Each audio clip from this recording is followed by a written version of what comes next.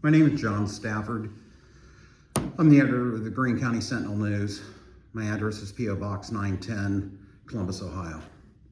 I want to address the comments that was made last week by Mr. Huddleson regarding the Veterans Services Commission funding, as it relies on things are not described rather than how they are required to operate under Ohio law.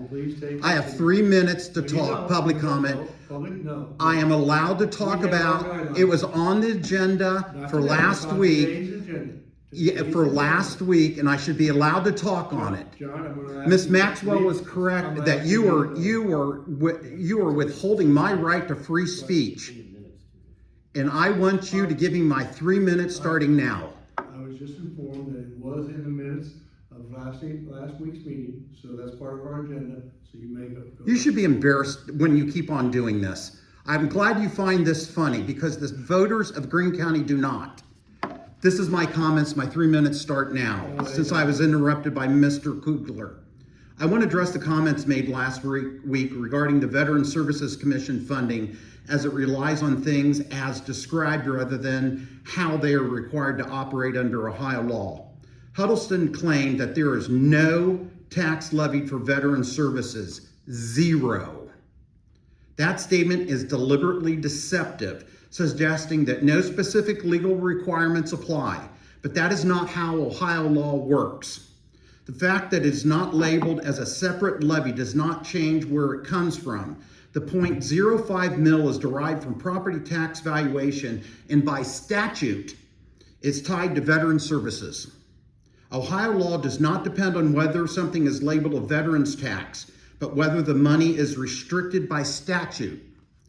Under ORC 5901-11 and ORC 590115, Veterans Services Commission funding is legally restricted to specific purposes. This is not optional.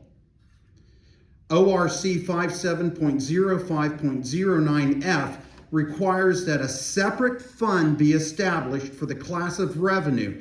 The statute says shall.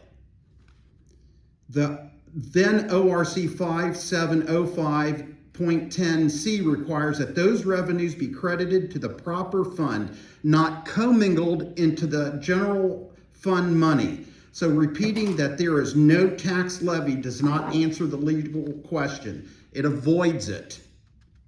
The requirement is triggered by the restriction of purpose, not the label attached to the revenue. Huddleston stated that if there were a tax for veteran services, it would be placed in a separate fund, tracked year to year, and restricted. That's correct. It is not a hypothetical scenario.